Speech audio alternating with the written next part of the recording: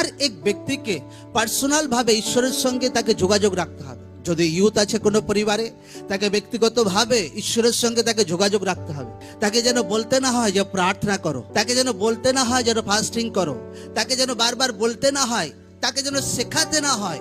যদি বারবার শেখাতে হচ্ছে কোনো ব্যক্তিকে, সেই ব্যক্তি এখনো রিয়েল তরিকাতে ঈশ্বরের সঙ্গে তার এখনো যোগাযোগ হয়নি, তাকে রিয়েল তরিকাতে ঈশ্বরের সঙ্গে তাকে যোগাযোগ করতে হবে, তো তার জীবনে বড় উদ্ধার আসবে প্রভু যিশু জীবিত নামে।